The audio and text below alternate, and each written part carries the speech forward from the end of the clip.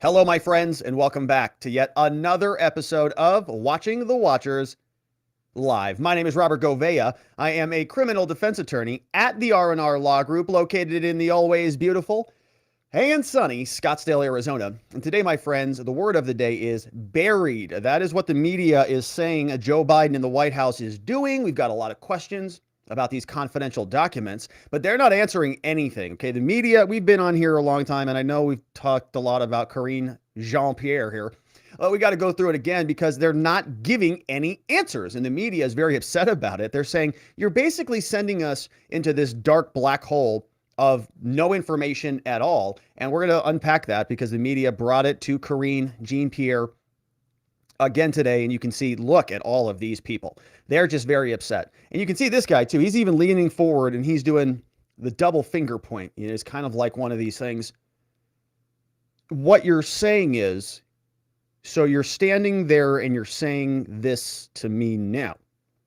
Okay, so we'll listen to him. They're bringing up 60 Minutes clips. We've got this woman saying, is the president worried about any of this? Like, is he petrified that this might be the end of his presidency? More clips asking about being surprised. This woman is saying, what about our allies and our partners? Can they trust us anymore? I mean, I thought we were all going to die when this happened with Trump. What about now?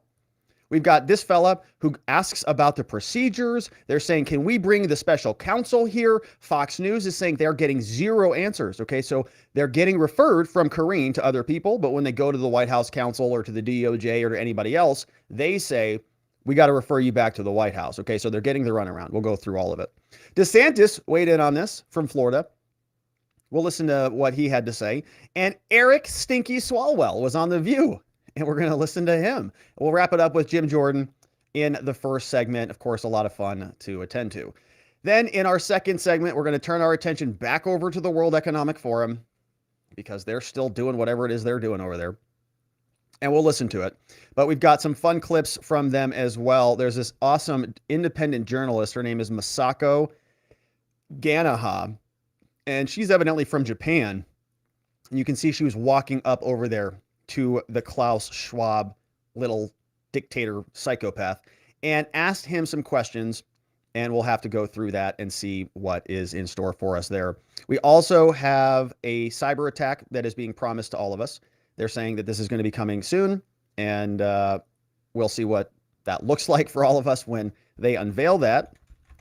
We also are going to hear from the Moderna CEO about debating vaccines. We're going to listen to the European Commission, this person here, Vera Jourova or something. We'll listen to what she has to say. We'll check in with Chrystia Freeland. You probably remember her. She was the Canadian finance minister who is responsible for the trucker onslaught. We also have the NATO Secretary General Jens Stoltenberg and Henry Kissinger, along with the Secretary General from the UN, and then Kirsten Sinema. And I don't think I have this clip pulled up. I was just looking to see if I could get it right now, and I can't because I, of course, don't have it. So that will not be in the show today, but there's a very fun segment in that maybe we'll get to another time. All right, so as you can see, we've got a lot to attend to, and if you want to be a part of the show, the best place to do that is by going over to watchingthewatchers.locals.com. You can join and become a member. You get morning member-only streams. There was a morning member stream today, but not on YouTube. I had a YouTube error this morning. But we typically do morning live streams for YouTube members and Locals members, so come check us out at watchingthewatchers.locals.com. We also want to thank our sponsors, and we'll hear more from them as the show goes on. But don't forget, you can go to 4patriots.com, use code Robert, save 10% off any of your survival gear and food. Or you can go to robertlikesgold.com and protect your savings with gold. We'll probably talk a lot more about that today. And we've got our law firm, the R&R Law Group. We're located in Scottsdale, Arizona. We help good people charged with crimes find safety, clarity, hope, and we offer free case evaluations online at rrlawaz.com. All right, so let's get right into it, my friends. The Biden document dilemma continues, and the media is now saying the White House is burying this story. Karine Jean Pierre comes out into the press briefing room on the regular. We've talked a lot about her recently here, unfortunately.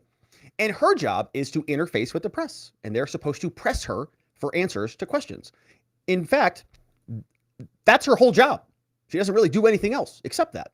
And so when the press comes in there, and they have questions for her and she doesn't answer anything, they start to get a little bit ornery and agitated, especially when they're recovering from the Trump confidential document saga, which was just like, 6 months ago. They're still a little bit hungover from that one. So look at all these people in the press briefing room. This fellow, 1, 2, 3, 4, 5, 6, 7 people, all upset with Karine, not giving them any answers. Fox News saying that they're being dropped into a giant black hole. So is the media turning?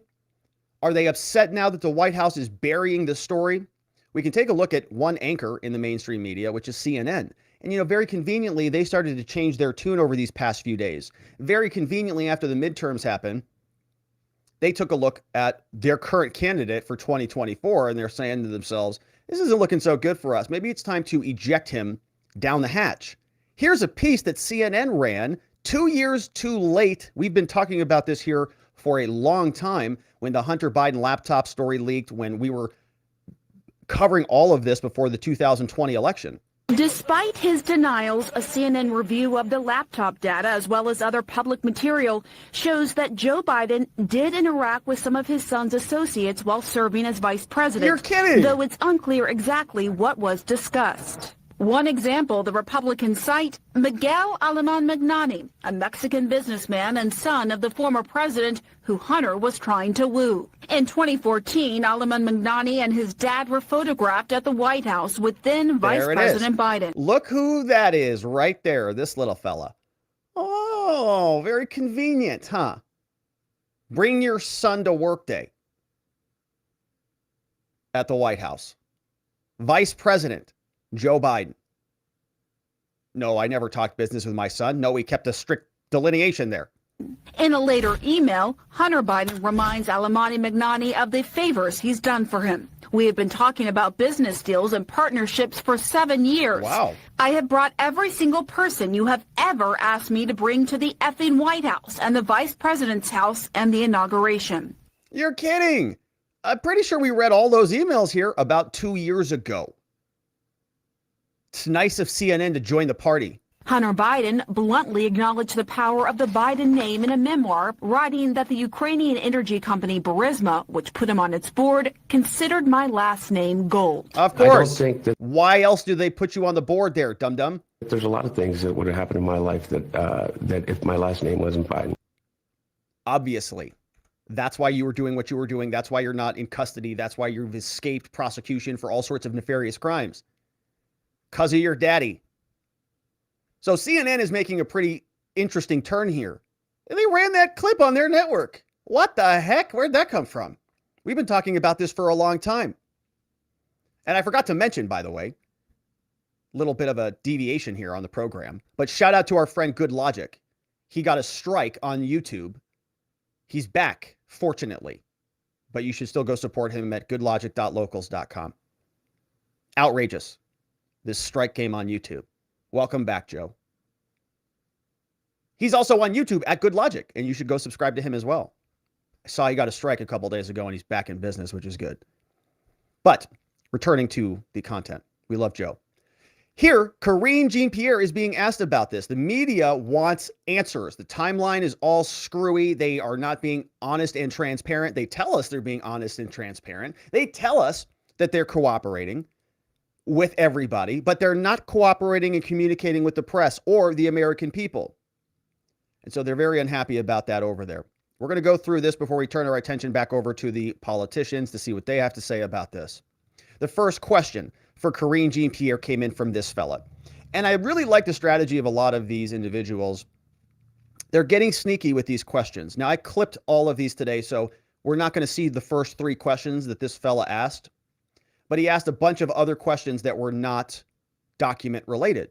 He said, oh, well, tell us about Ukraine and tell us about taxes. Tell us about equity.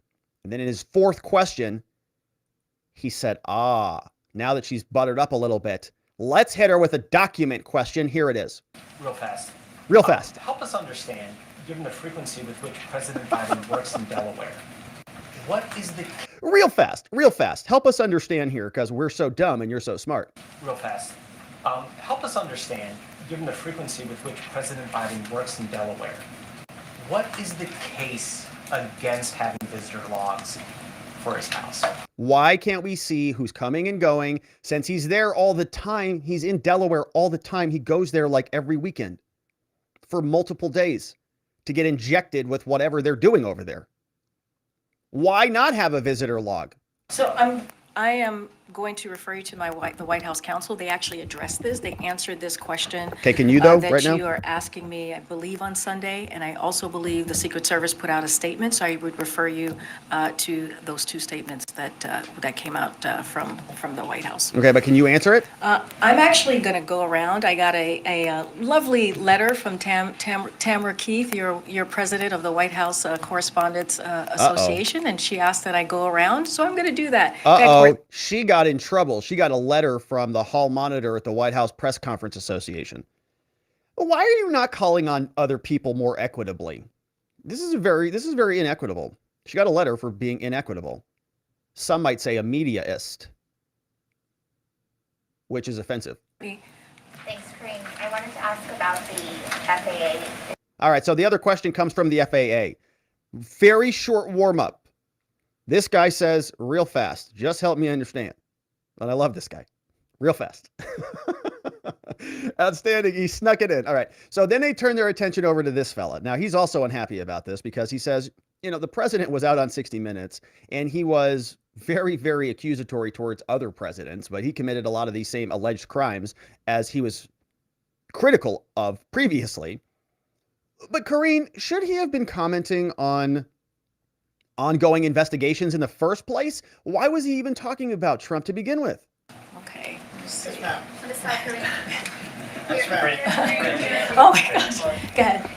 Thank you, Karine. I want to reference an interview that President Biden did in mid-September with 60 Minutes. And in that interview, he chided former President Trump for having in his possession classified documents. He called it irresponsible.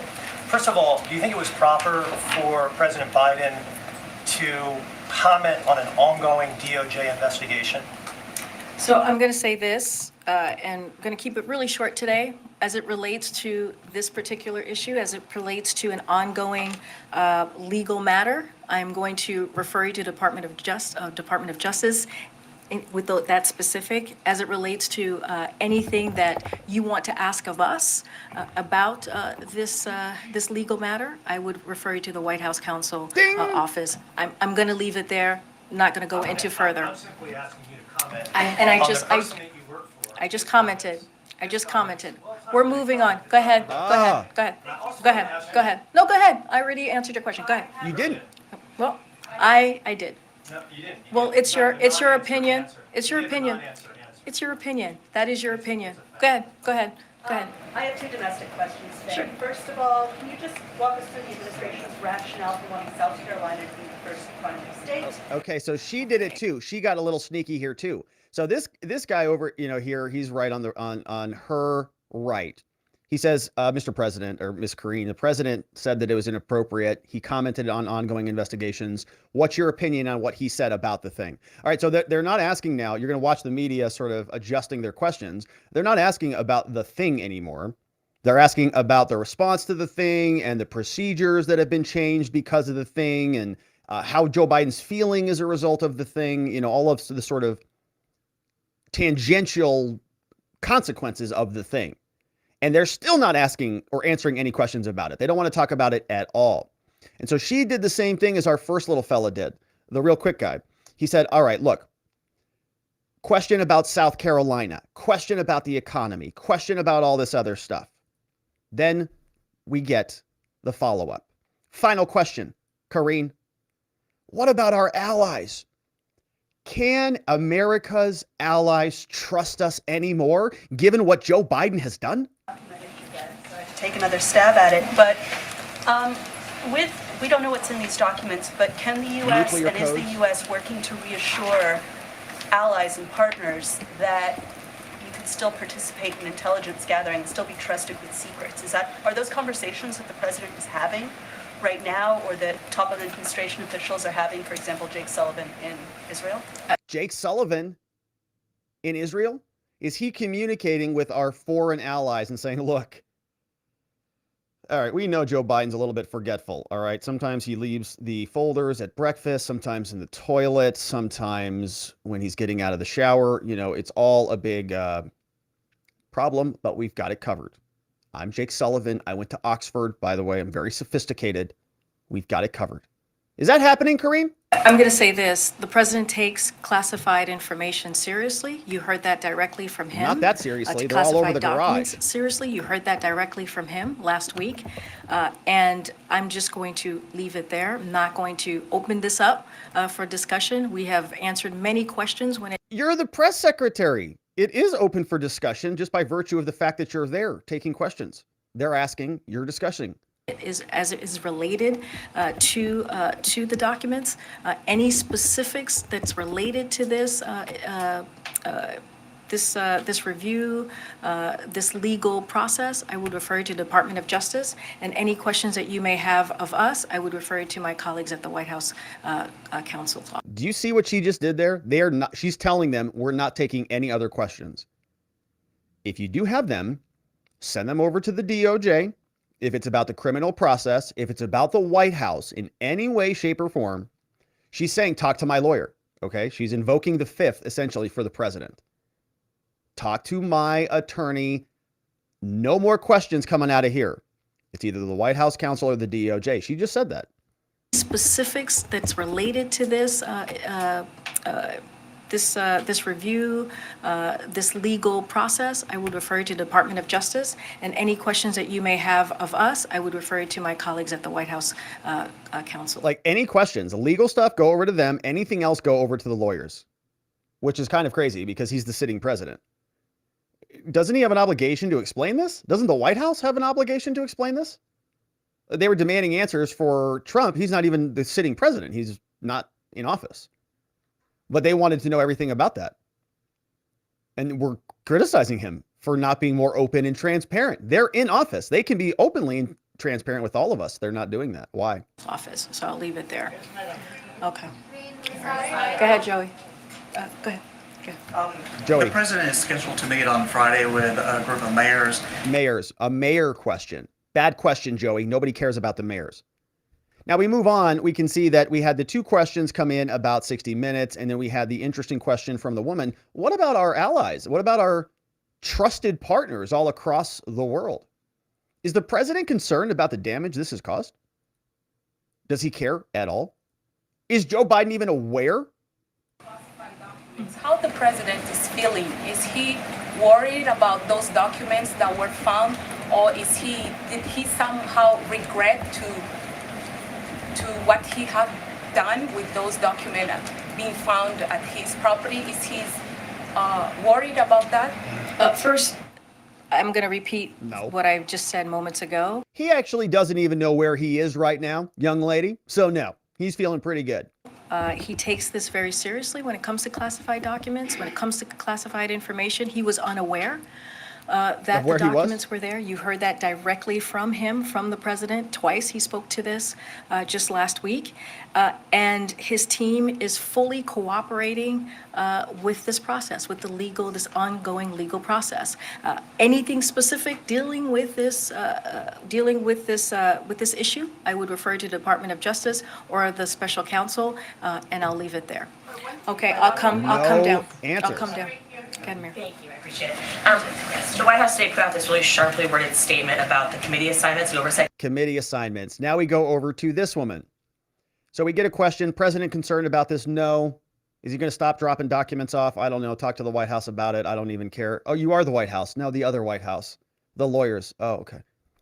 Well, what about this woman?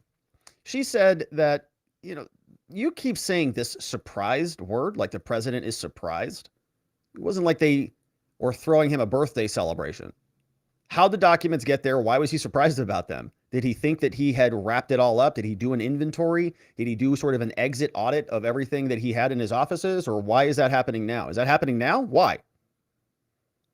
So why was he surprised? If he was surprised, it must mean that one of those procedures went awry. Because don't we have procedures? I mean, don't we have like the National Archives, FBI, DOJ, all of these bureaucrats? They're very smart. They keep telling us. All of these people making sure our national security is so sacred and protected. But they can't even keep tabs on like 20 pages of documents from top secret level that Joe Biden had in his garage. Okay. So it feels like that's a pretty big failure if all of these procedures are so broken. Is there anything this White House is doing that's going to correct those procedures so that this doesn't happen again? Or are you just going to keep using the same manual that is allowing this to happen? Because it happened on Joe's watch. Why? Said earlier about the president being surprised the documents were even there. That he said multiple times, you said again, he was unaware that these classified documents were even in his garage, in his residence. Given that you could actually just be surprised that documents were there, does that suggest to you, to this White House, that reform is needed? There needs to be changes for how so it doesn't happen classified again. documents are tracked through the U.S. government. I'm not in a position to talk about reform or how this process should go forward. What I will say is this is something that's being reviewed by the Department of Justice. I would refer you to them. I would refer you to the special counsel. I'm just not going to go any further than that. Okay. Nothing. Ariel. So much. So the procedures are perfectly fine. Nothing to even really think about or worry about. And everything is just kind of, kosher and above board. So we're going to continue on and listen to what they are getting out. Before we go into the big clip, let's listen to this woman talk about Richard Sauber. The media wants to get answers. Karine Jean Pierre is not giving them any. There's an individual at the White House counsel's office called Richard Sauber. Karine keeps telling everybody to go over there and listen to Richard Sauber. He's got answers. So the press wants to know, can you please bring him here so that we can hear from him? Maybe that would be a little bit more helpful rather than us having to beat you up every day about questions. Bring in Richard. We'll just ask him. Can you do that, Karine? So ask you, I asked you last Friday, and I know that there was a formal request from the WHCA to have Richard Sauber come to the briefing and take questions. To follow up on that, would you commit to having the White House counsel come here and take questions? That is something that I would refer you to the White House counsel's office. Again. They have been engaged with all of you. I know, again, they did a 45-minute call with many of, if not you, many of your colleagues. Somebody here had said 30 minutes, but it was not. It was actually 45 minutes. They miscounted. And so that was important. They will continue to engage with all of you. And so again, I would refer you to the White House counsel's office on this, and any specifics to the ongoing legal matter, I would refer you to the Department of Justice. No answers. Okay, so she's got a new line now. Okay, she came out after a couple days. She was taking questions for a few days, and she was murmuring her way through them. And she got caught up in a couple trips there. Said that she didn't know something on a certain date about certain documents, and the press was like, what are you, nuts? How did you not know that? Because specifically, it was about the December 20th documents. She came out after the CBS report broke and said that it was only about the first batch of documents that they found at the Penn Biden Center. Turns out that's not true. There's garage documents. There's filing cabinet documents. They have found at least 20 pages of materials. And who knows if, what the extent of that is. So zero response to anything. I'm happy to pass it along. Thank you, Karine. I have two questions, one on NATO, one on... All right. Now, they go around, they talk about other things. We have a big clip where this guy and a bunch of others really lace into Karine Jean Pierre. And then we're going to see what Fox News has to say about it, because they're following the instructions. Karine says, go talk to the White House counsel. Go talk to this person or that person.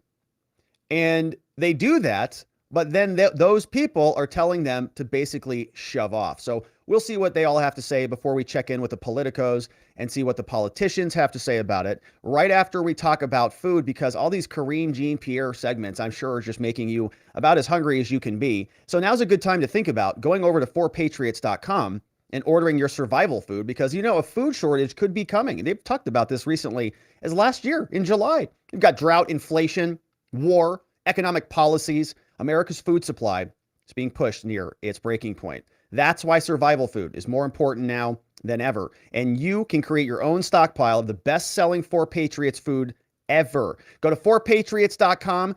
Get this food. This is good for 25 years super survival food. It's hand-packed in family-owned facilities in America, giving jobs to over 200 of our friends. The kits are compact, they're water-resistant, they're sturdy. Many different delicious breakfast, lunches, and dinners, and you can make these meals in less than 20 minutes. Just add boiling water, simmer, and serve. And right now, you can go to 4patriots.com, use code Robert, save 10% on anything in the store on your first purchase, including a 90-day survival food kit. You'll get their guarantee for an entire year after your order, plus free shipping on anything that's over $97. Tons of food. And a portion of every sale is donated to charities who support our veterans and their families. You can go to 4patriots.com, use code Robert to get 10% off your first purchase at 4patriots.com. Use code Robert and build your stockpile today. All right. And so now, thank you to our friends over at 4Patriots. Thank you for supporting our friends of the show.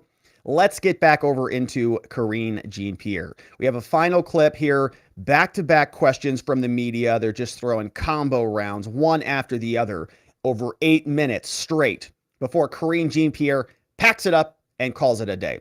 Here's the final clip. Thank you, Karine. Just to be clear, my question's about CBS. Procedures here at the White House and not about anything specific related to the DOJ investigation. CBS here. She says, I'm not asking any details about the DOJ investigation. I'm asking specifically about the White House procedures. I don't want to talk about Biden's documents. I don't want to talk about classified materials, confidential, none of that crap.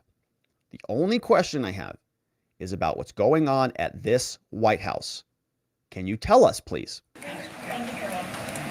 Just to be clear, my question's about procedures here at the White House and not about anything specific related to the DOJ investigation.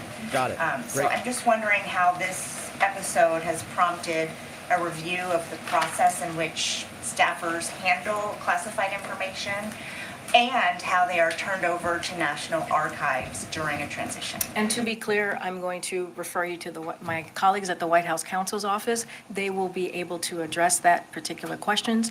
I'm just not going to address something that is even related to an ongoing legal process. Why not? Yeah, why not? You've commented regularly about ongoing legal processes. You talked a whole lot about Donald Trump and his ongoing legal process. Why so quiet now, Karine? But why? My colleagues at the White House counsel's office, they will be able to address that particular questions. I'm just not going to address something that is even related to an ongoing legal process. Why not? I mean, I'm having a hard time understanding why I just said questions about and procedure. I just said to you, the White House counsel's office will be able to address that question.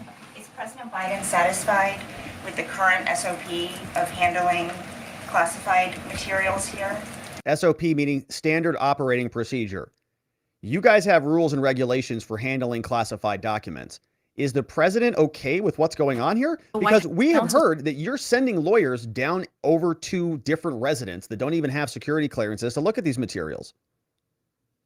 Are you going to keep doing that? Or are you going to change your procedure so, you don't break the law again? Can you answer that for us? His office will be able to address that question. Is President Biden satisfied with the current SOP of handling classified materials here and turning them over to National Archives? Again, I will refer you to the White House counsel's office. They are the people who would be able to answer that question about classified information. So just to be clear, from this point on, are you not going to be taking questions about the classified documents? I have been very clear. Yes, she is not going to be taking questions. Great question. She just told us that. Any questions about Joe? Go to the White House counsel. Any questions about the prosecution? Go over to Merrick Garland and the DOJ. She doesn't want them. Information. So just to be clear, from this point on, are you not going to be taking questions about the classified documents? I have been very clear over and over again. We are going to be prudent here. We're going to be consistent. This particular matter is being looked at. There's a legal process currently happening at the Department of Justice, and I'm going to refer you to the Department of Justice on any specifics to this particular case, and anything that has to deal with what we're doing here, I would refer you to the White House counsel's office. But and you're let the me press remind secretary. you, this is not a new process here. We've been doing this for the past 2 years. Anything that is related to a legal process, a legal matter, we refer it to the Department of Justice. There's nothing new in our process here. Thank you, Karine. Since so many of our questions have been referred to the DOJ and to the White House counsel's office, I'm sure you can understand that we're in sort of information blackout where DOJ refers us to the special counsel. They're not holding any briefings. White House counsel refers us to DOJ. So if you are not able to talk about this from the podium, would you invite a DOJ official to take our questions here? I want to pause on this question. It's a great question, and you learn a lot about this. We're going to listen to a clip of her in a minute, but she said, you know, you're referring us over to the White House counsel. The White House counsel is referring us to the DOJ. So where should we go for answers about the president and his criminality? And let's see what she says. Able to talk about this from the podium, would you invite a DOJ official to take our questions here? To the briefing. No, you would have to go to the Department of Justice. That is not, this is a legal matter that is currently happening at the Department of Justice. And the president has been very, very clear when it comes to these types of legal matters, when it comes to investigations, he's not going to interfere. He wants to make sure that we give back the independence that the Department of Justice should have when it comes to these types of investigations. So certainly would not be bringing them here. So I would refer you to the Department of Justice. I was just very clear. If you have any questions, I would refer you to the White House counsel's office. They're not doing briefings. They did a call for 45 minutes Wow, yesterday. 45 speaking minutes. to many of you. I believe there were more than 200 people on I that bet call. there were. And so I would refer you to my colleagues at the White House counsel's office. We weren't on that call. I'm getting a lot of questions. Go ahead. One more. Sorry, but on questions that you should be able to answer here that shouldn't have to go to any other agency or entity, can you tell us if there's any sort of assessment that has been planned or launched to determine if national security has been jeopardized at all? Again, that's for the Department of Why Justice. is it a DOJ question? And let's be clear, it's not your decision to make on what I can or can't answer from Oh, here. spicy. What I'm telling you is that we are respecting the process. We are being prudent from here. There is an investigation currently happening. And when there are investigations that are happening, that the DOJ is currently reviewing or looking at, we have been very consistent to say that you need to go to the Department of Justice. Are they working with NSC or with any other intelligence Again, agency? I would don't refer you, understand I why. would, it's very clear. I just laid not. out. There is They don't know. There should be no confusion here. There is. They keep asking questions. It's been 3 days of questions. I'm so confused. Who should they talk to? Because you're not giving them any answers. The White House counsel's not going to give them answers. Okay, when people call our law firm and they say, hey, you're representing that, athlete or something, do you have comment on that? No, we don't have any comment on that. Why? Because it's an ongoing open criminal investigation. Obviously. So White House counsel for Joe Biden is not going to yeah, well, sure. Yeah, what kind of questions do you have there, Peter Doocy? Oh, yeah, Joe Biden knew exactly what he was doing. He's involved in all sorts of crimes. He's not going to answer anything because silence is your friend and you invoke it and you exercise it hard and fast. So she's referring them over to people who are institutionally disinclined from commenting on anything legally. And so the media is like, what the hell? Where should we go? There is a legal process happening, and I would refer to the Department of Justice. Okay, go ahead, Peter. All right, so he goes on. Now, we're going to come back to that clip, but I wanted to jump over here because she came on to Fox after this, and she's trying to explain what's happening. So we're not getting any answers out of there. Here's more background from Jackie Heinrich. Aside from that effectively spin, a pivot off of what we are reporting on, these classified materials and the president's apparent mishandling of them, we're not getting a whole lot else in the way of substance. And we were just told in the briefing room, essentially, not to expect any more answers. I just want to lay out the sort of circular way in which we are being referred to a black hole. Questions that are posed to the White House press secretary are often referred to the Department of Justice, where David Spunt will tell you that they are now referring those questions to the special counsel, who is not holding any any briefings and not answering any questions, or Karine will refer us to the special counsel's office for the White House. We've been allowed to talk to an advisor for that office, not a lawyer, and they are giving us that spin material, talking points effectively on what they would rather be talking about, things like the economy and House Republicans. So they send a message over to the White House counsel about Biden's criminality, and they say, well, you know, we're working hard on this. Our president, our client is, you know, innocent, and we're going to be representing him to the full extent of our capability. And also, he's done a great job on unemployment rates, by the way. Did you know that? And also, the border is very secure, too. So why don't you talk about those things and let us deal with the criminal law? We're not getting many answers, and it is frustrating to the press corps here at the White House. Full disclosure, I'm on the board of the Correspondents Association. We formally asked for the press secretary to bring to the briefing room the attorneys for the president so that we can ask people these questions, the very people we're being directed to, and where we're getting our questions ignored or unanswered or referred elsewhere. And she, again, when posed that question right there in the briefing room today, said, well, you'll have to ask them. I want to play you some sound from what we just experienced in the briefing room. DOJ refers us to the special counsel. They're not holding any briefings. White House counsel refers us to DOJ. So if you are not able to talk about this from the podium, would you invite a DOJ official to take our questions here? To the briefing. No, you would have to go to the Department of Justice. No, that is not. This is a legal matter that is currently happening at the Department of Justice, and the president has been very, very clear when it comes to these types of legal matters. When it comes to investigations, he's not going to interfere. He wants to make sure that we give back the independence that the Department of Justice should have when it comes to these types of investigations. So certainly would not be bringing them here. So I would refer you to the Department of Justice. I was just very clear. If you have any questions, I would refer you to the White House counsel's office. They did a call for my colleagues at the. It shouldn't have to go. It's been planned. Respecting the is currently clear of justice. It's nothing. That's it. That's it. Nothing. It's we keep trying, but it just appears at this point that, you know, our questions are going in a black hole. And what we don't know now is, she keeps talking about this process. Did DOJ, you know, muzzle the White House and say, hey, you can't talk about any of this? We don't know. We would love to know, and we will keep trying. Got to be careful with that.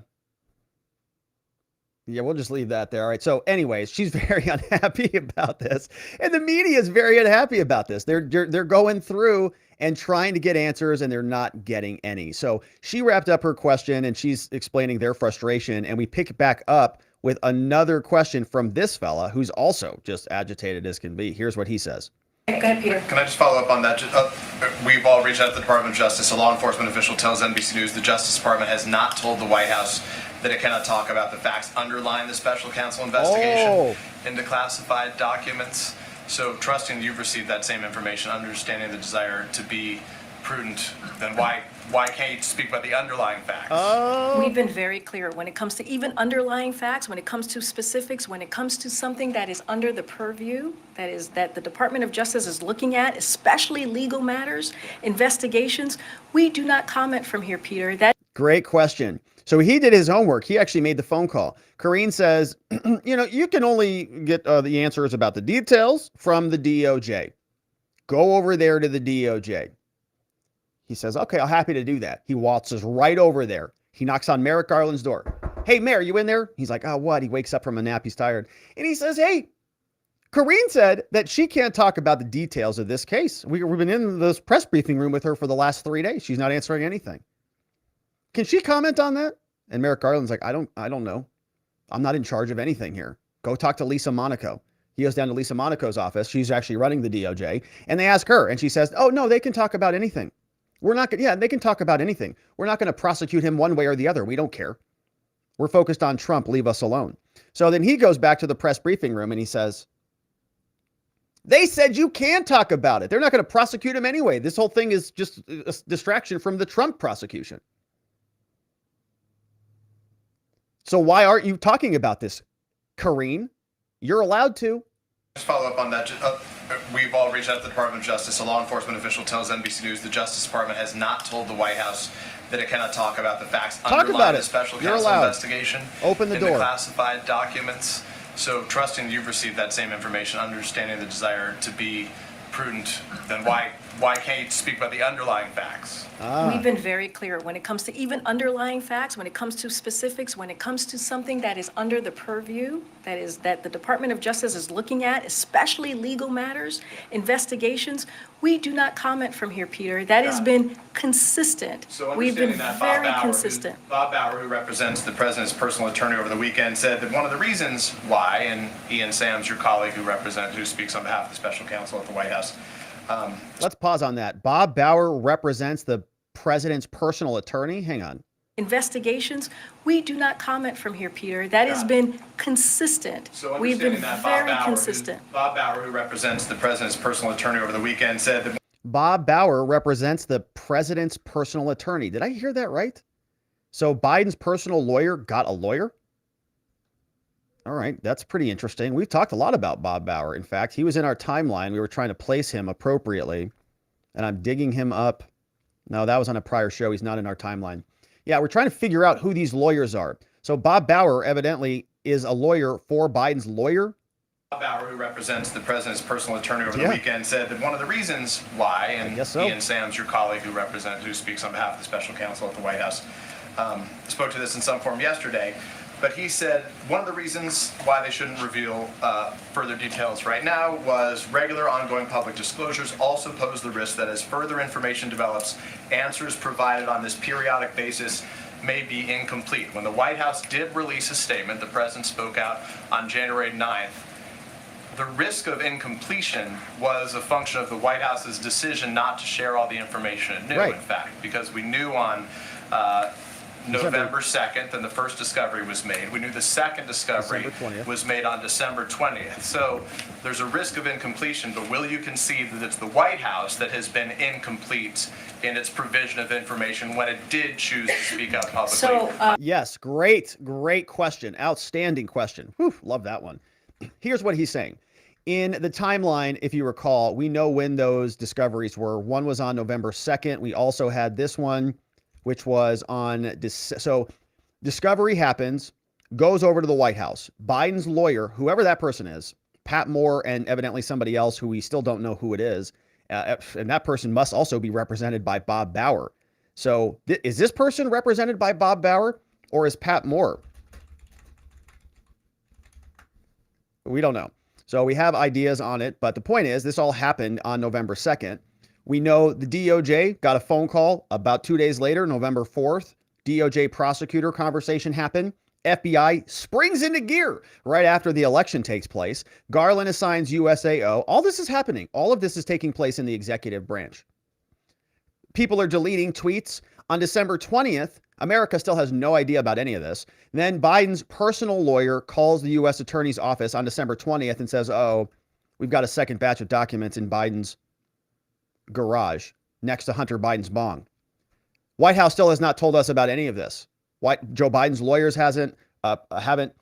Karine Jean Pierre, to our knowledge, is still out of the loop. Hasn't been brought into any of this yet. She said she learned from us the same time we did on January 9th when the story broke, or it could have been a couple days before that. She was sort of saying around the time you folks were working on the story. So CBS was investigating this. They probably sent a letter over to the White House or an email. Hey, Karine, we got this confidential document story we're working on. We're going to publish it on Monday, which was on January 9th. Do you have anything to say about this? I don't know when that email hit. When did CBS send emails, right? They should be able to tell us that. When did they first notify Karine about this stuff? Did they have notice before or after they appointed the special counsel or the brief about the appointment of the special counsel? In other words, did this meeting and the decision to appoint the special counsel come as a result of the story? Garland says the media is sniffing around here. We better appoint a special counsel. Karine finds out about it on the 9th.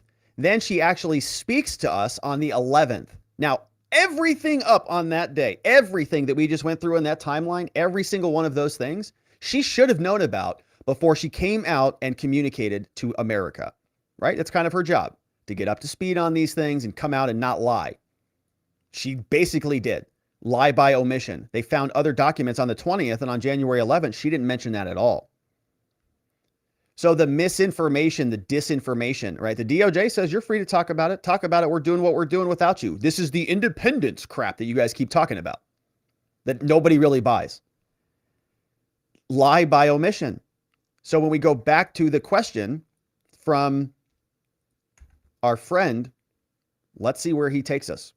January 9th. My colleague actually dealt with this question on the call yesterday on the White House counsel's He made the office. same point As you, about as the risk you, of incompletion. and I would refer you to the White House counsel's office. Then is the White House having any conversations internally about finding someone, much the same way John Kirby has spoken on behalf of national security issues at this podium as your colleague, as their representative? Is the White House in talks right now to find someone either outside the White House or internally who can speak on behalf of the White House representing the special counsel office within the White House from this podium? Or any? When she's not an expert, she brings in experts. Remember when we heard from all of the COVID idiots? No, 6 feet. Yeah, no, 6 feet. Stay away 6 feet. It'll be over in 15 days. Idiots. And they all came up one after the other. She didn't bring people, she didn't do the briefings on that. And national security, John Kirby over from the Pentagon formerly. He comes over and he talks about national security stuff. So we don't have to listen to Karine bumble around. So can they do that with the president's lawyers too? They've done it with many others. I would refer you to the White House counsel's office. Communications. I would. You as a communications matter playing any there part of is those conversations existing. Peter, you have spoken to my colleague who did, again, a 45-minute call with all of you, answering questions about. If you would acknowledge it's on background, Karine, not on the record until the call ends, that means the American people can't see it in public. So we're asking, will there be a representative who would speak on camera and see it in public? But the call was indeed, he was quoted, it was in papers, it was on networks. Correct, but because they can't witness it happening live, Americans don't get the same transparency into this back and forth. Is the White House having a conversation? Peter, this is just with respect. You guys brought John Kirby in. I'm asking if that conversation exists. The fact that he spoke to all of you reporters who report on this, and then you all reported on it back to the American people, I believe that is transparency. I believe that he shared information, he answered your questions that you believe that the American people wanted to hear, and he answered those questions. So and he took 45 minutes to do that. Anything else that you have on this, Peter, I would refer you to the White House counsel. Peter, I'm not, we just went back. Peter, are you having a conversation about adding a member to the staff to speak publicly on this? Peter, I actually just answered that. Yes or no? It's just a yes or no question. Is anybody going to come answer questions on this for us? You have told us multiple times during this 1 hour press briefing, talk to the White House counsel, talk to the DOJ. Do you think maybe you could bring them out here? She says, no, it's good enough. You guys had a Zoom meeting. You had a Zoom meeting. The guy was in his car. He's like, yeah, this is Biden's counsel. Yeah, what do you guys want? No, I don't need fries with that. Actually, yeah, well, I will have fries with that. Okay, what's your question? Yeah, large is good. Feeling good today. All right, and they're trying to go through this story. The people want answers. The press wants answers. She says, well, you got 45 minutes with them. And they talked about the economy. That's all you need to know. A question. I said, we have someone currently, so that means no. No. We have someone currently who answered your questions for 45 minutes on a call and took your questions. Yes. Took your questions about this particular issue. That's all you get. Correct. He will continue to do that. He will continue to engage with all of you, right, on this issue, on this legal process that's currently happening from the White House counsel's office. After that, Peter, I don't have anything else to share. Go ahead. Nothing. Go ahead. Last question. On the debt limit. I know. Debt limit. Now they're going to fight about the debt limit because they need more money, of course. And the Republicans are going to have to deal with that one. Now, here's Ducey, who also explained what he's hearing from the inside as well. Let's listen in. First, let's go to the White House where Peter Ducey is standing by. Hi, Peter. And Dana, just from a practical standpoint, the Secret Service can't keep records of or logs if they aren't there. So we have a new way to look at this issue of asking for visitor logs. I found a photo on my phone this morning taken April 2019, the day Biden announced his run. You can see there is a Secret Service guard shack on the right and some parking spots for police cars just short of the driveway gate, but no agents. They left shortly after he left the vice president's office. VPs don't get Secret Service protection for life.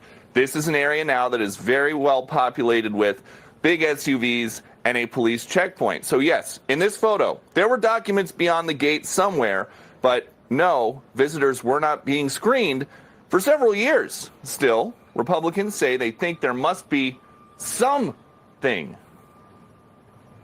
The Secret Service did see and clear people who went in and out of the garage, in and out of the guest house, people who mowed the lawn.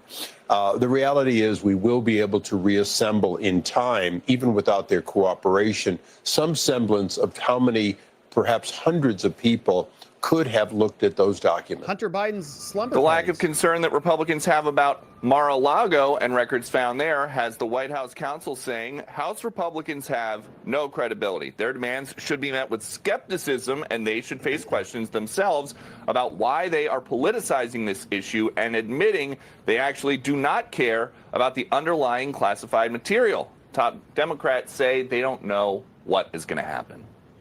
I expect as we get to know the facts better in the months ahead, we'll better understand what, if any, risk there was to national security. Of course, I respect the importance of proper handling of classified documents.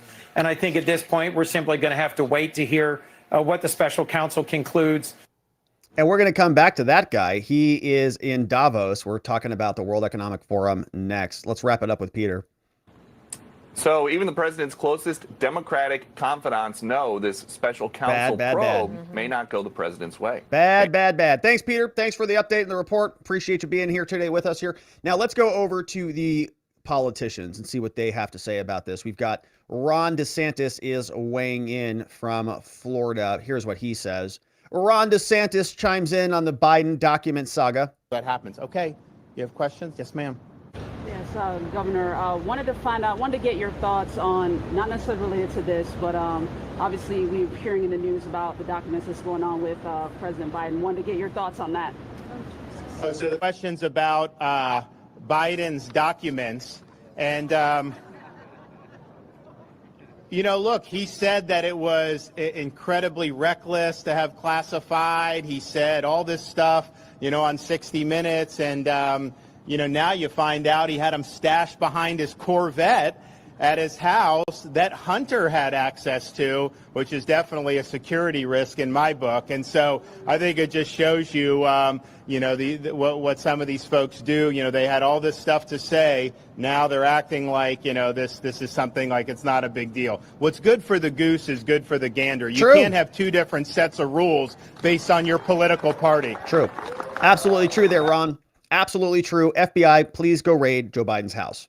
If you do that, even Stevens, across the board, we'll have to reassess our relationship after you raid the president's house. Ball's in your court, FBI. Those are the terms. All right, here is Eric Swalwell, who's on The View. Stinky Eric Swalwell made his way over to The View with a bunch of other stinky View co-hosts. And here is the conversation that they had about the Biden documents. And so I think this case, in special counsel, I think is absolutely appropriate. This case will hinge on his knowledge and intent. It looks like once he was aware of this, he did what I hope everyone would do, which was get the documents back to the government, cooperate in every meaningful way. I know it's natural to compare this to what the former president has done, where it looks like he wanted to keep the documents and is litigating that and fighting in the courts.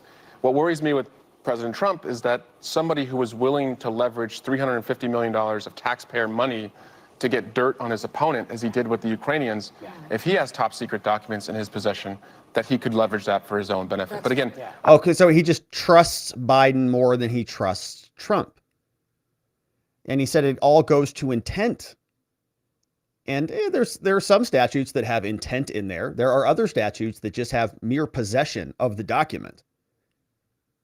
And so he's playing very loose with the standards, likes Joe Biden, therefore innocent, hates Donald Trump, therefore guilty. I think treat them both the same. Yeah. Give an independent Yes. analysis and independent scrutiny. Yeah, and raid his house. Why are they so careless with all of this? Raid it. We're going to find stuff that Clinton left and that Nixon left and that Kennedy left and My favorite tweet Eisenhower on and this- FDR and My favorite George tweet was Washington. that Everyone's a suspect Jimmy now. Carter is searching his residence, hoping he'll find Yeah, they probably are. classified documents.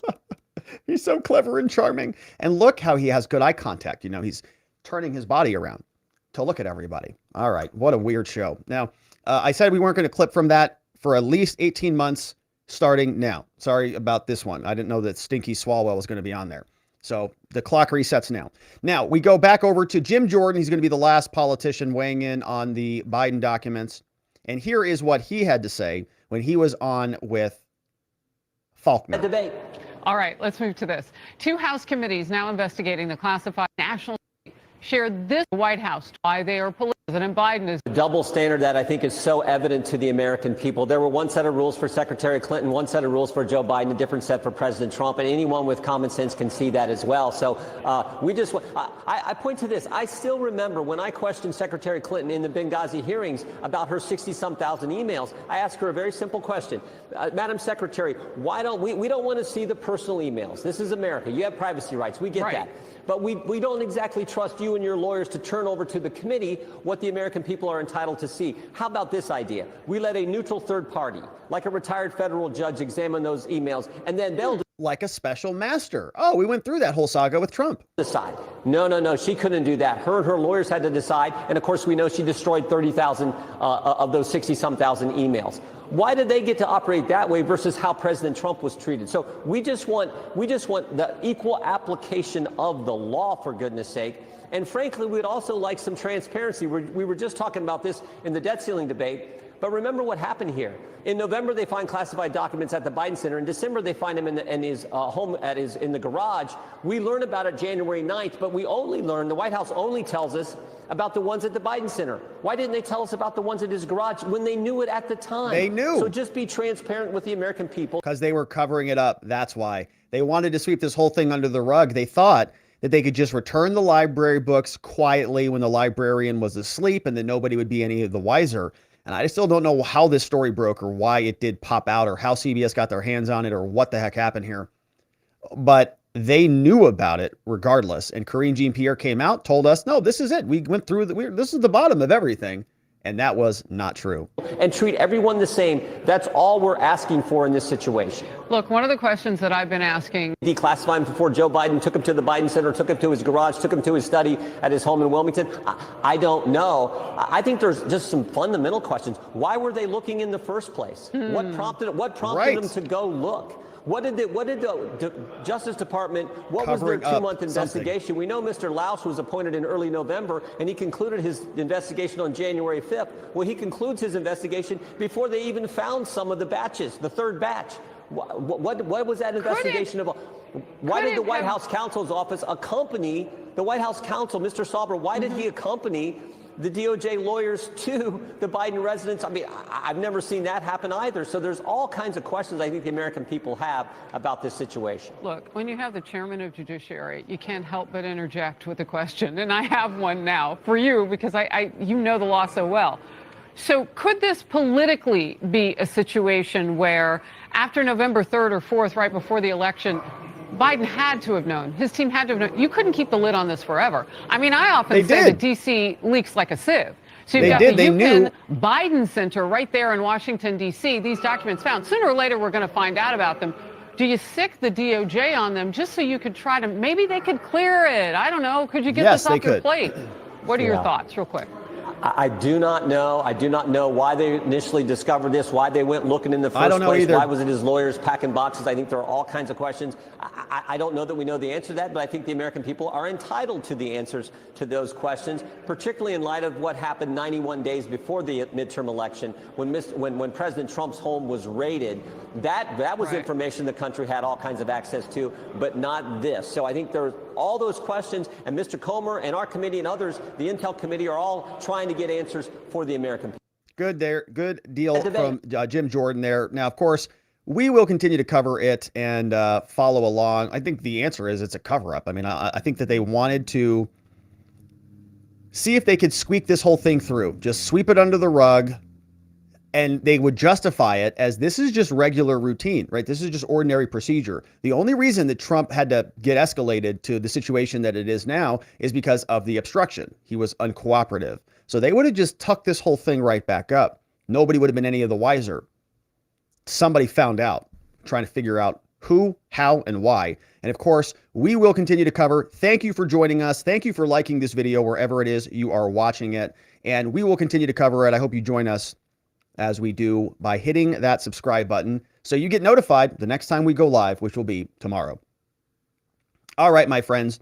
Now we're going to change gears and turn our attention over to the World Economic Forum and see what they've got going on, because they evidently are plotting a cyber attack or something. And we've got some fun clips. We've got some individuals from the United States here today.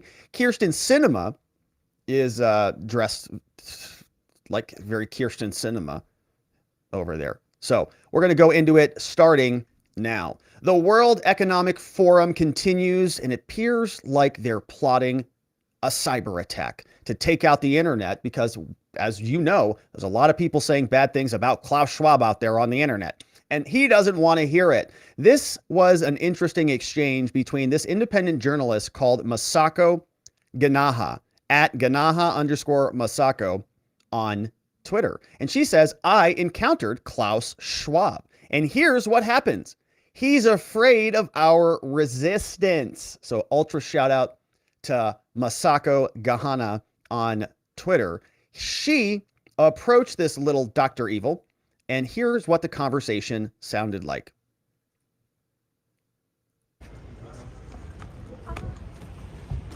Chairman Schwab, I'm from Japan. May I ask you for...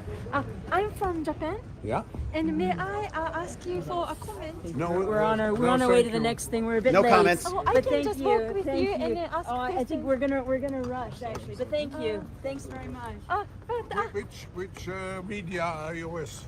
I am an independent journalist from Japan. Yeah, no, thank you very much. Oh. But thank you. Did you see that? That's very interesting. So Schwab is walking away. The initial comment, he has a little hard time hearing, so you get real close in that earlobe. If you wanted to know what Klaus Schwab's inner ear looked like, you're welcome, America and global world. There it is. So he comes up and gets asked a question. Would you like to take a comment? And he says no. But you'll notice he walks away and turns around. He says, you know what, maybe I'm feeling a little saucy today. I actually would love to give a comment. What media center are you from?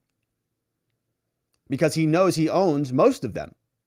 And that if he owns one of them, it's one of his favorite media companies. Maybe he can just say whatever he wants. And it'll turn out great. And it'll look like a great clip. Oh, I gave a great segment when I was walking down the street to some little person who just appeared.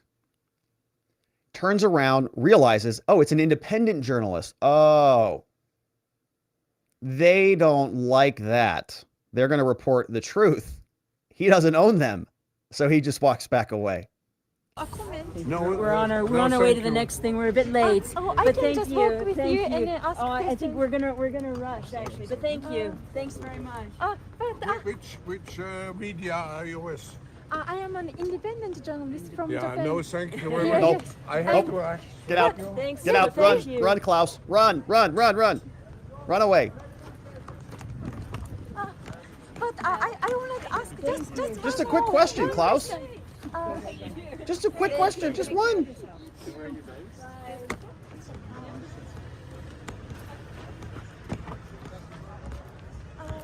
I can just walk and ask you. Yeah, we're not. Thank you. No, sorry, we're in a big rush. We've got so many things tonight. So busy, yeah. Thank you. It's very I know. He's got so many people stopping that if you were to stop for everything, we win. That's the unfortunate. So I'm very sorry, but thank you. But thank you for trying. Do you know the voice that worry about globalism? Thank you. There are many concerns. Nice evening. Thank you. Thank you.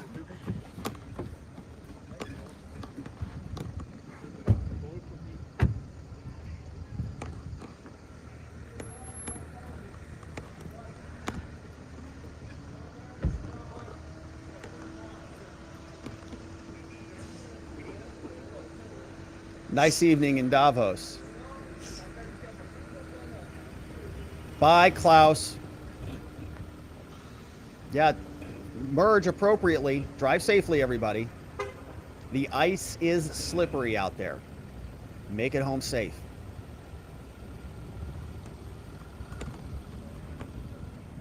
Are those gas guzzlers? What kind of car was this?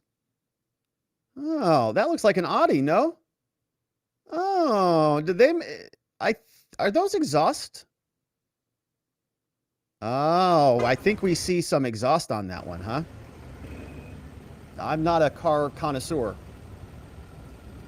but I don't think that's a Tesla.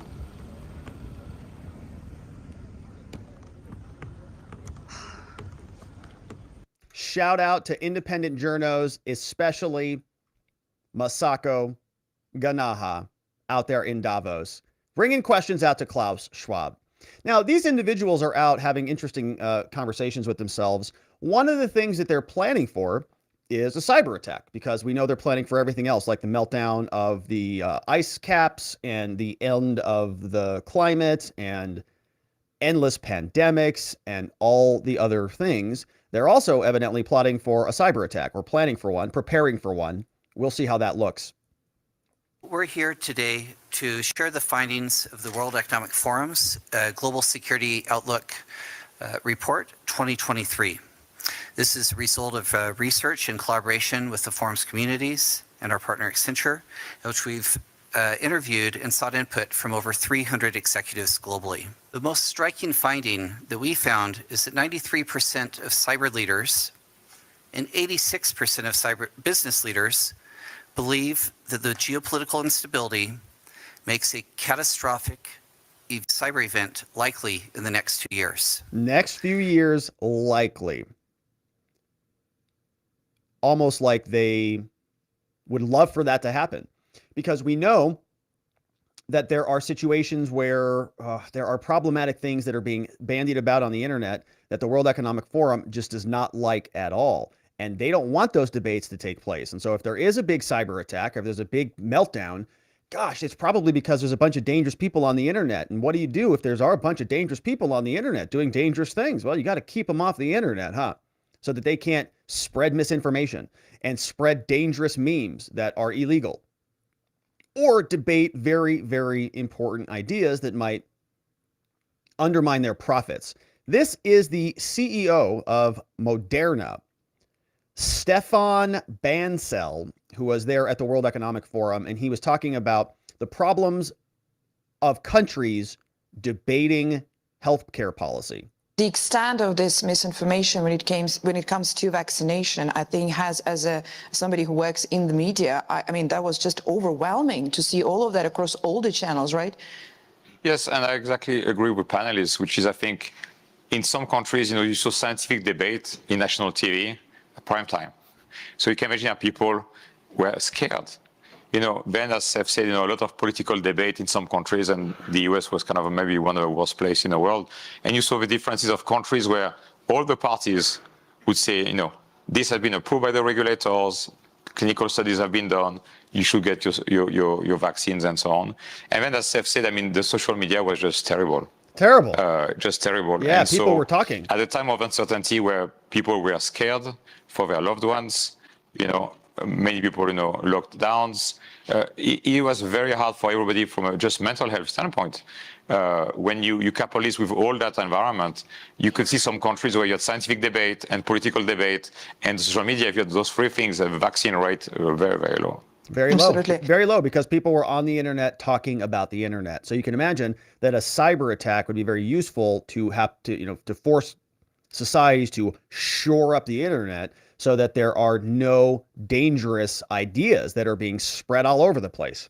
Speaking of dangerous ideas, we have this fella, Brian Stelter, who vomits them out of his mouth very regularly. For some reason, they invited the potato over to the World Economic Forum, and they had him mediate a panel on misinformation and disinformation, given that he was formerly one of the biggest spreaders of misinformation and disinformation when he used to run a show that nobody watched on CNN. Well, we need the people who understand the language and the case law in the country. Because what qualifies as hate speech, as illegal hate speech, what? Which you will have soon also in the US. I think that what? We have a strong reason why. Did you see what that lady just said? Illegal hate speech, which I expect you will have soon in the United States. And she looks over at this guy who just laughs at her. We need the people who understand the language and the case law in the country. Because what qualifies as hate speech, as illegal hate speech, which you will have soon also in the US. In America. I think that coming to you guys soon. We have a strong reason why we have this in the criminal law. We need the platforms to simply work with the language and to identify such cases. The AI would be too dangerous. We have to eliminate the speech because it's too problematic for them to hear. Now we're going to hear more from Chrystia Freeland. We've got the whole segment on Ukraine because they want more money for them and more for an endless war. Before we turn over to the UN, climate change, and then we'll wrap it up with Kirsten Sinema, who is in a very interesting outfit. We'll listen to her. But let's first talk about our friends over at Goldco, because of course, if the World Economic Forum takes out the internet, well, you're not going to be able to access your bank account, which is why it's always good to think about gold. And my friends, you know, things are scary out there. If you've got a retirement account, savings, IRA, 401k, you know as well as I do that the Biden administration has printed more money in the past 2 years than the previous 100 years combined. The national debt over $30 trillion, and inflation is the highest we've seen since 1982, and it's not slowing down. It's only a matter of time until the house of cards comes crashing down. If you have retirement savings, your money could be at serious risk. Talk to my friends. They're at Goldco. See how you can protect your retirement with gold and silver before it's too late. Go to robertlikesgold.com. They will give you $10,000 and more or in free silver when you open up a qualifying account over at robertlikesgold.com. My friends at Goldco are an A+ rated business with a Better Business Bureau, sponsors of the show, and it's a good rule to always buy gold. ABG. Always buy gold at robertlikesgold.com. All right, my friends. And so now let's turn our attention over to Canada. You remember Chrystia Freeland, the Canadian finance minister who wrecked Canadian democracy with that little dictator, Justin Trudeau, up there. She was at the World Economic Forum because it's a perfect place for her. And she was talking about Ukraine and how the endless money and resources that are being dumped into that black hole are for our own good, and we're all going to be better for it. President Duda quite rightly pointed out that this is a fight ultimately about values, and it is. But I think we in the West also need to understand that victory that President Zelensky spoke about and that time which he said we need to use. It's not about doing Ukraine favors that we're talking about. Supplying Ukraine with weapons, and as President Zelensky very crucially pointed out, supplying Ukraine with the money it needs to win the war is ultimately in our own self-interest. Ultimately in their own self-interest. So if we all give a bunch of money and resources endlessly, then it all will work out. Chrystia Freeland, Canadian finance minister at the World Economic Forum. We also have Secretary General from NATO. His name is Jens Stoltenberg. And so they are also talking about how much money needs to go over there. It is extremely important that President Putin doesn't win this war, partly because it will be a tragedy for the Ukrainians, but it will be very dangerous for all of us, because then the message to authoritarian leaders, not only to Putin, but also other authoritarian leaders, is that when they use brutal force, when they violate international law, they achieve what they want. And that will be a very bad and dangerous lesson. It will make the world more dangerous and us more vulnerable. And that's the reason why if we want a negotiated peaceful solution to the war in Ukraine, we need to provide military support to Ukraine. That's the only way. Weapons, they are the way to peace. Weapons are the way to peace. So, okay, now, last clip is from Kissinger. Okay, Kissinger is one of these guys who's been a foreign policy individual for, I don't know, 100-something years. He looks like it too. This is a very painful clip. We'll listen to some of it. But he's basically at this point swapping sides. He was originally an individual who said Ukraine shouldn't join NATO because if they do, that might mean that we enter into global nuclear war because Russia has basically said that is a fail-safe line for them, a red line in the sand. And he's saying, I originally agreed with that position, that I wasn't going to be demanding Ukraine join NATO, but apparently that flipped. Now Ukraine should be a part of NATO, and we all should brace for impact, I guess. The United States has supported Ukrainian resistance, should continue to support, and if necessary, intensify its military support until the ceasefire line is either reached or accepted in some preliminary discussions. Before this war, I was opposed to membership of Ukraine in NATO because I feared nuclear war. That it would start exactly the process that we are seeing now.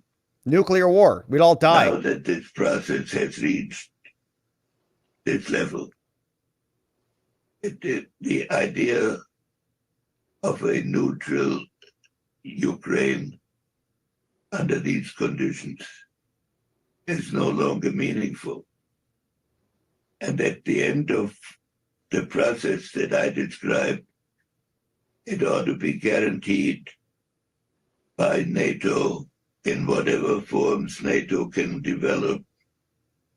But I believe Ukrainian membership in NATO would be an appropriate outcome.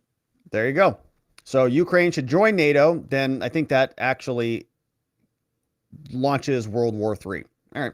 So that's what they're talking about over there in Davos. They also have the UN Secretary General who's going to come out and scream at us all about eating too much meat and using too much energy, even though they all fly into one of the most beautiful, insane places in the world to evidently engage in long-term, work with individuals who also fly in there, and they charge $2,300 a night. If you know what I mean, we covered that story yesterday. Politicians need to understand, and sometimes we are faced with these kind of challenges.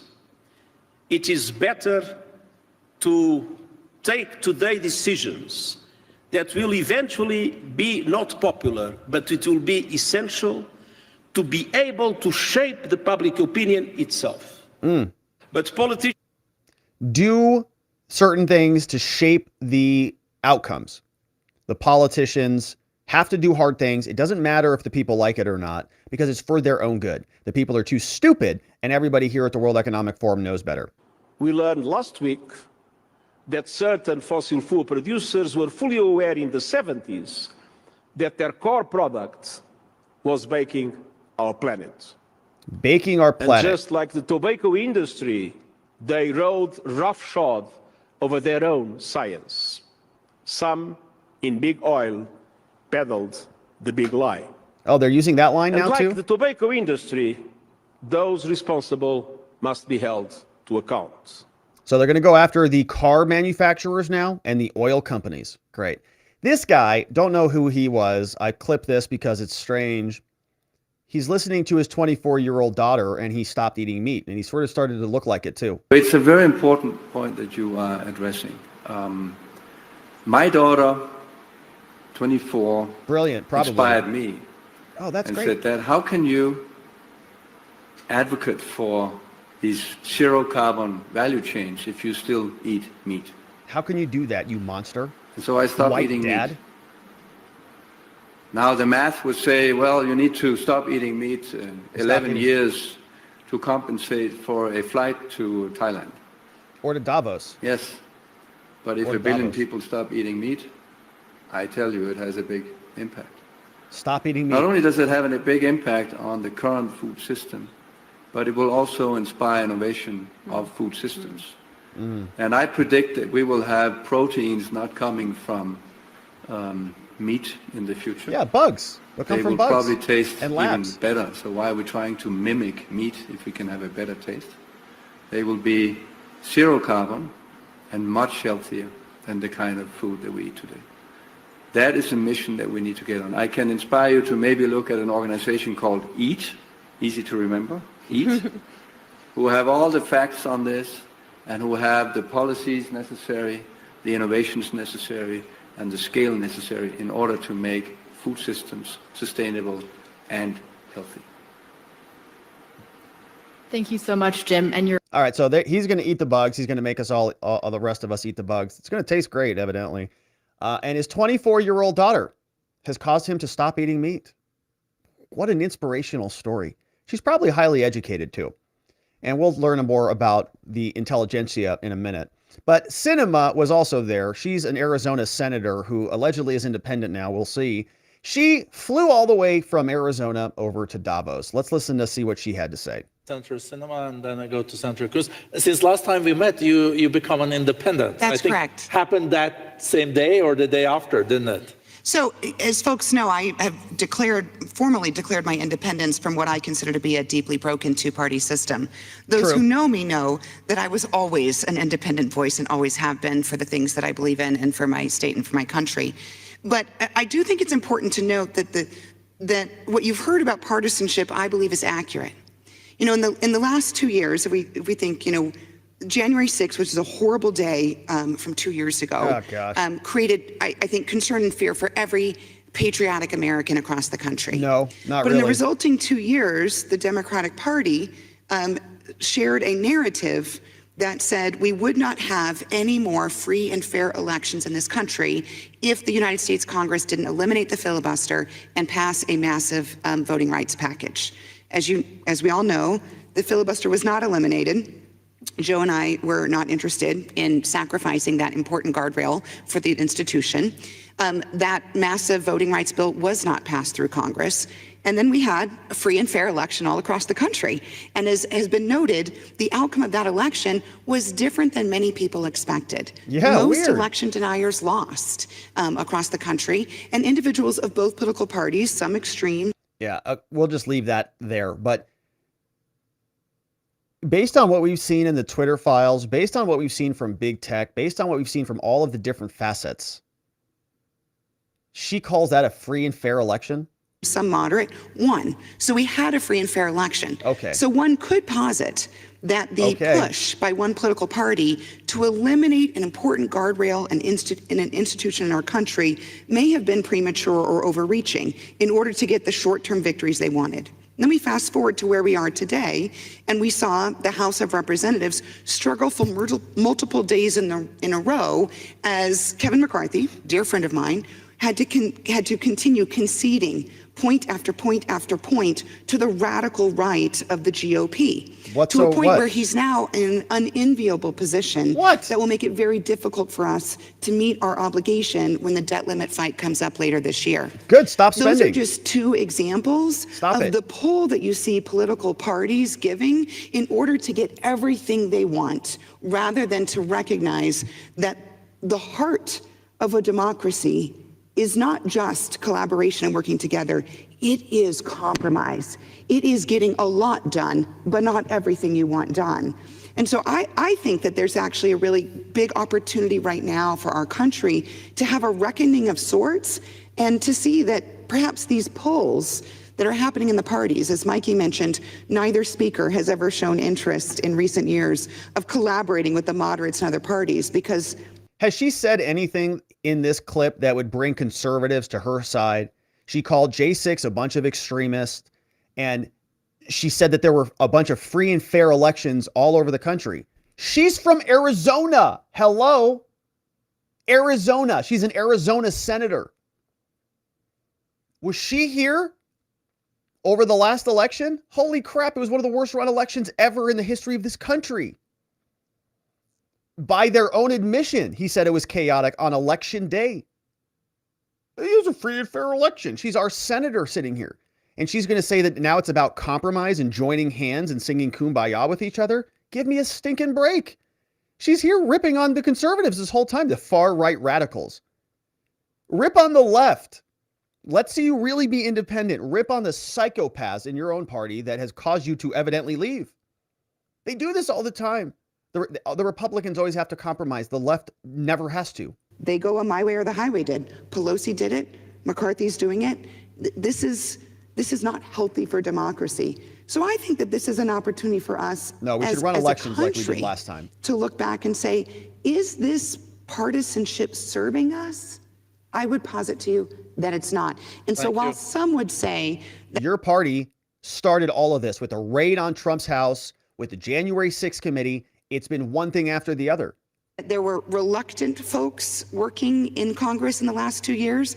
I would actually say that that was the basis for the productivity for some incredible achievements that made a difference for the American people in the last 2 years. And we still don't agree on getting rid of the filibuster. That's correct. Thank you. I was thinking about Congresswoman Cheryl. High five between Manchin and... We still don't agree on getting rid of the filibuster. That's correct. Right there. Thank you. I was thinking about Congresswoman Cheryl. All right, so we had Congresspeople over there. Also, this woman was there. Her name is Maria Salazar, and she was talking about our illegal immigration problem. Overhaul of the immigration system, because not only we need those hands, like the Congress, like a senator was saying, but we need to also give dignity to those people who are in the country, and those are the people that I represent. We're talking about 15 million people who are, most of them Hispanics. I would say 85% who speak my language. Did she say 50 million? Who are, most of them Hispanic. Those are the people that I represent. We're talking about 15 million people. 15. Who are, most of them Hispanics. I would say 85%. Probably who closer speak to my 50. language, look like me, and sound like me, that are contributing with the economy of this country, and they live in the shadows. So it's time to seal the border, like she said, put order, let's see who comes in and who doesn't, and then turn around and give dignity. That doesn't mean path to citizenship. That means to include them and make them dignified members of our community. Thank you. All right, I wonder if the World Economic Forum is going to agree with her on sealing off the border. Think that's going to happen? I certainly don't. Now, there was something I wanted to share with you guys. It's from a book called it's called Skin in the Game by Nassim Nicholas Taleb. And let me grab this. I have it here on my phone, but I wanted to show you the thumbnail or the title of the book while I read a little bit from it. This is the name of the book. It's called Skin in the Game. It's by Nassim Nicholas Taleb. And I think it's very appropriate to what's going on in the World Economic Forum. He talks about this concept called the intellectual yet idiot. You see this here.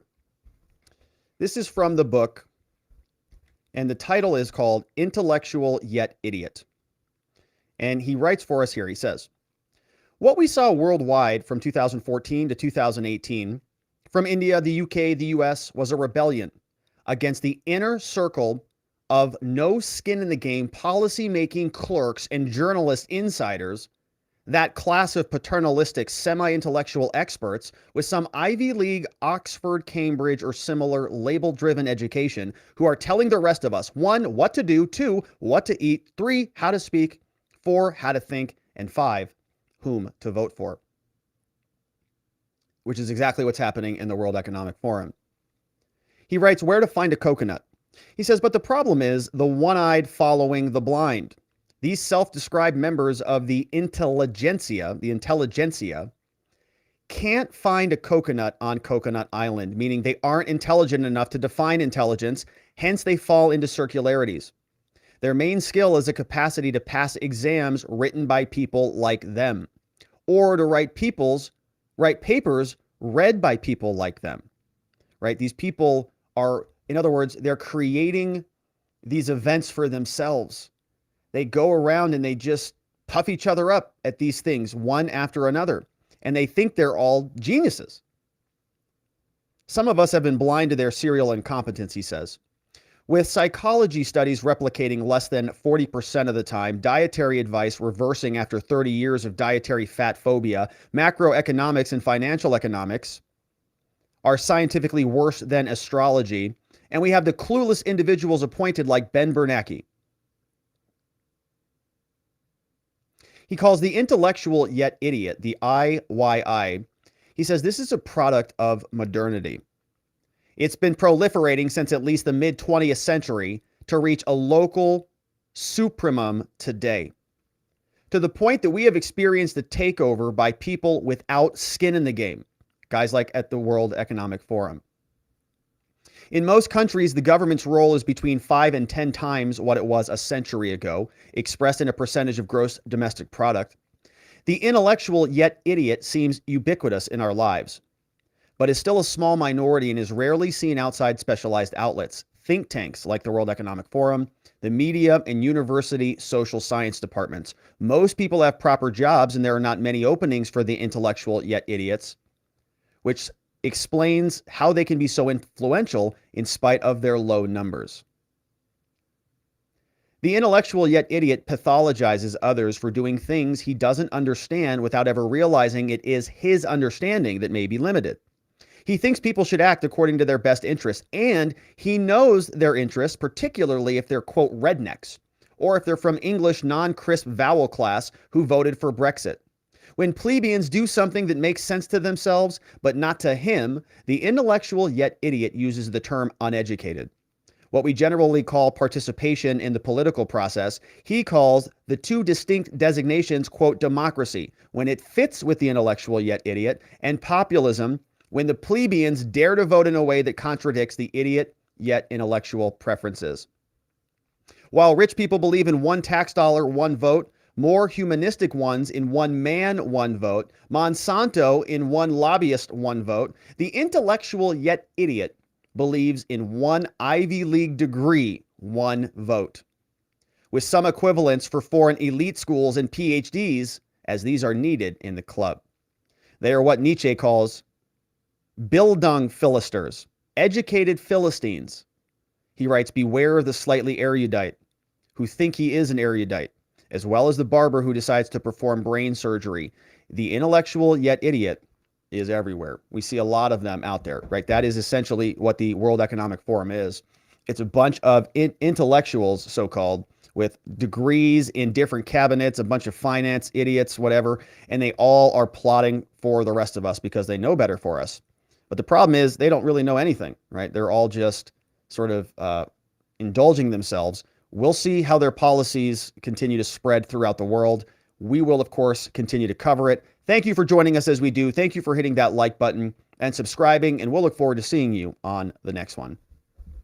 All right, my friends. Well, that was it for the show. We covered a lot of ground. We got through the World Economic Forum updates. We also learned a lot about the Joe Biden documents. We're going to see if there is any updates tomorrow on this, or if the White House announces any more information, or if they found even more documents. We'll have to wait and see. But now it's time to hear from you and to see what you have to say about all of this and more. But of course, also a reminder, our friend Good Logic is back on the YouTubes, which is very, very good news. And so if you're not already following our friend Joe, make sure you go do that.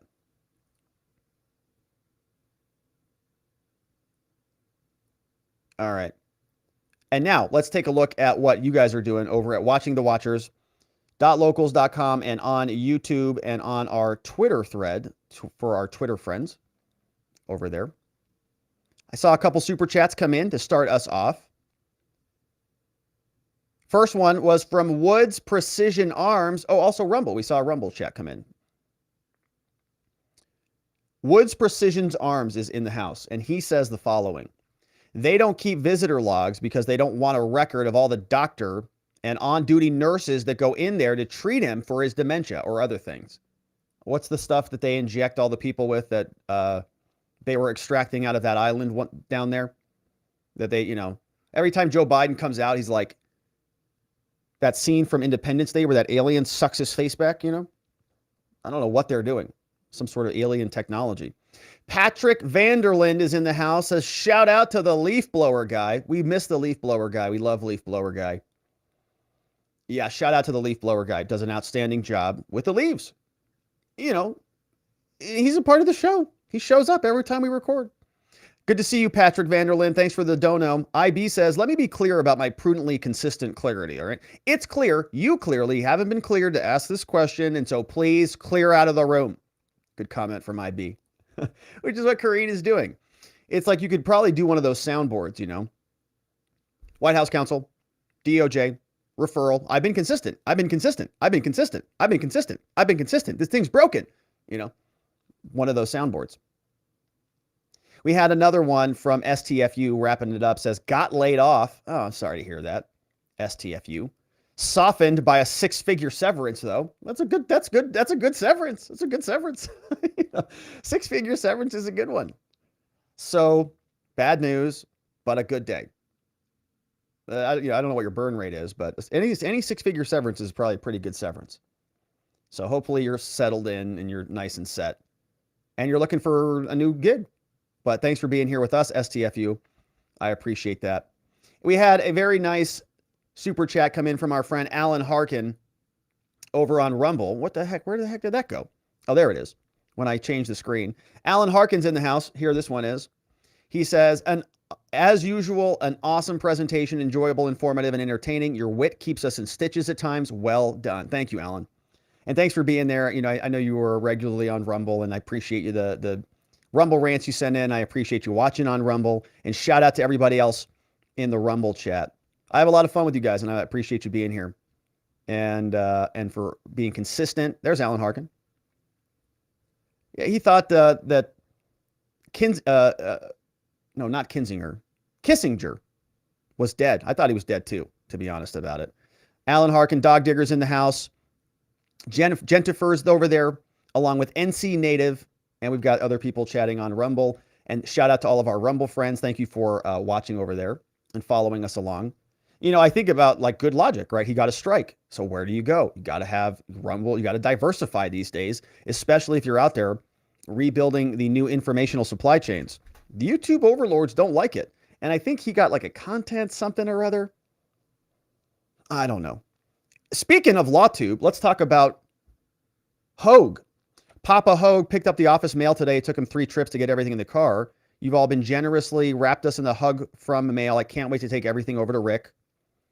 Says, I don't want anyone to get too excited or to say too much that Rick would not want shared, but keep praying and thinking about that left arm. Day started off looking impossible. I'm tired. I'm worried about the kids. No snacks. It's ending on a high note. Here's my go-to song for the day. All right, so the Hoaglings are waiting for Dad to come home. We're still praying for Richard as well over in the Hogue part of the world. All right, so shout out to Hoaglog, prayers for them. Yeah, and so got some good LawTube updates today. Shout out to Joe, Good Logic, back on YouTube. Prayers for the Hogue family over there on Twitter. Now that we're on Twitter, let's also go over and see what the Twitter comments look like before we jump over to our after party at watchingthewatchers.locals.com. Oh, we've got a bingo card in the house from our friend C-SPAN Review, and we've got 10 viewers on Twitter. This is out of control. You guys might break the whole thread. I love it. Let's get rowdy. Here is what we have from Paul Mino in the house. This is Kirsten Sinema's dog, tagging at Senator Sinema. Probably. Yeah, probably. Looks good. It's like a very fashionable young fella. Good to see you, Paul Mino. Said, you pointed out various questions from TDS MSM types. They were good questions. WTF is going on? I think Joe is not wanted by his handlers in 2024, or is he leaving sooner? What do you think? Yeah, they've all been like really good questions, Paul. That's a great question. I don't really know. I think so. I think that they want him to be exited after the midterms. I don't know how far back, but I thought after he won, I thought, man, Biden is just being used to skid across the finish line, to just drag somebody across the finish line. He's not who they want. toss him out after the midterms. I think that's probably in full effect. And I think Gavin Newsom is going to be the person that they slot in there. I don't know how they're going to do it, but he's doing his Obama impression. He's talking like Obama. And I think that they're going to try to cram him down our throats, and it's probably going to be effective. We'll see. Vientica says, let's be honest, Davos is a convention of the wealthiest window lickers and warmongers. Good comment from V. Donna's here, says corruption never stops. The Biden crime family will give you endless topics and content to talk about. Wouldn't it be great if they were actually held accountable? They do. We've been talking about them a lot lately, this week in particular. Donna says, after shoving crap down your throat and calling it illegal hate speech, the media is pushing the WEF agenda. Time for Klausy to eat his own bugs that the paid media is propagating. Here's Klaus. We heard about people needing to eat the bug so much, so here you go. Enjoy your meal. And he says, oh, F word. Here's the media. Step one, you're choking in your throat. Oh my gosh, I can't breathe. Somebody help. Give him the Heimlich maneuver. Somebody vomits out all that crud that gets jammed down your throat, all that garbage. CNN, MSNBC, Fox News is on there. Daily Record, it's garbage. Get it out of your system. Make you sick. Danny McWilliams is here. Biden is the worst, period. Good comment. Here, this came from the C-SPAN review. Try your luck from C-SPAN bingo. Let's see how we would do today. This is from C-SPAN review, our friend who you did the insurrection card, I think, too. C-SPAN review says, docs were planted. Hank Johnson got that one. Trump belongs in jail. Oh, that's always, yeah, that's a gimme. Biden did the right thing. Oh, that was like a million times today. Let's see. Okay, so we got three. Let's see if we can get one for Karine Jean Pierre. Biden takes docs very seriously. Free Trump's fault space. So we've got this middle row vertical is looking good for us. Biden's doing a great job. We got that one. Okay, we might have a bingo here. Hold on a minute. If we can get this one, we hit a bingo. Let's see what this one says. Inadvertently misplaced. Bingo! We got a bingo. We got a bingo. I win. What do I win? Confidential documents. You're kidding me. You have a ton? Yeah, sure. I'll take a handful of them. Sure. All right, great. So shout out to C-SPAN review for that one. We also have Wolf V says, not up to the minute on the video, but it's pretty clear that the White House is trying to get everyone to stop talking about all this because they want Joe Biden to be untouchable. And also from Prita, lately it seems there's a fine line between due process of law and persecution validated by personal investment. CA Human says, oh, Peter brought the fire truck. You ever notice how good KJP turns pages from Parker in the House? She's pretty good at that. She's got a binder. Adam says, I'd buy me some gold with a 6-figure severance. Not a bad idea. Gold is good. You can go to Robert Likes Gold to check it out. Omnipotent says WEF equals Legion of Doom. CA says it's not a legal process. It's an investigations, and also greeting. Thomas Wade says, CNN, if you can't beat them, join them. Well, I think that's, where's Psaki at? Is she at MSNBC? I don't know. I think she is. James Pepper is in the house. What about Pelosi? Her residence was violated. Were there any top secret documents in her house? We need legislation for national security documents. Mike Hunt says Trump trounces DeSantis in a potential GOP primary match, according to new polls. And the Pfizer guy got raked over the coal by Rebel News. I saw that. Pfizer guy was walking down the hall, down the street there in Davos, and the Rebel News crew went up and they had a good conversation with him. We had some comments from Scurvy. Hash is in the house. I think she talked about a 40-minute phone call longer than the actual call. And says Kyrsten Sinema benefited from all sorts of stuff, nefarious stuff going on in Arizona. And we had CA Human says, I don't think there's any life that doesn't produce carbon. These are loonies. They're anti-life lunatics. They don't want people to live. They're anti-human people. They would be okay if less people were on this planet. And they misunderstand what humanity, why humanity is so important, I think. All right. And so that, my friends, is it for us on the day. Now, we are going over to locals for an after party. And so you can see there's a whole chat over there. There's a whole community over there. And we're going over there to jump offline and to talk about some more good stuff. You can see there's a whole vibrant group of excellent looking people in this chat. We're coming over here in a quick minute. But we're going to wrap it up on the other platforms. Before we do, Want to give you that final link, the location where you can join us at watchingthewatchers.locals.com. Also, don't forget to get your survival food, your survival gear, solar energy generators at forpatriots.com. Use code Robert, save 10% on anything in the store. Goldco is also a sponsor. You can go to Robert Likes Gold, protect your retirement and your savings with gold and silver. We have a new sponsor that's coming next week. I'm excited to share with you. You're probably wondering how I look so vibrant.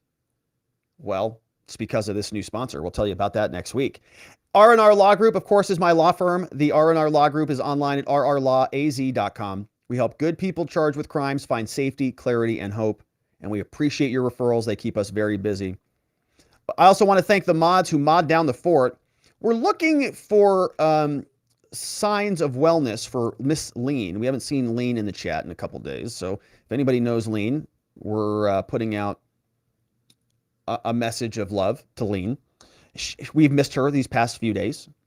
We also want to thank our mods, Vienticus Prime and K-Bean and Just Cause, who mod down the forts for us, along with Playin' Hooky, Ronnie Cole, and our friend Zulu. Also in the chat, Geomancy swings by from time to time. We appreciate the mods for keeping things nice and orderly in the chat. Grateful for all of your help. But that, my friends, is it for us on the day. We are going to leave it right there. We're going over to watchingthewatchers.locals.com. K-Bean wasn't here today? That's right. She wasn't here. I didn't see her. I think we saw K-Bean this morning in our members only stream, though. I believe. Anyways, we are done here, my friends. Come join us on Locals. If you can't make it, it's free. You don't even have to pay anything. It's open, it's free. So come check us out. But if you don't join us, come on back here tomorrow so that together with your help, we can shine that big, beautiful spotlight of accountability and transparency down upon our system with the hope of finding justice. Have a tremendous evening, my friends. Sleep very well. I'll see you right back here tomorrow. Bye-bye.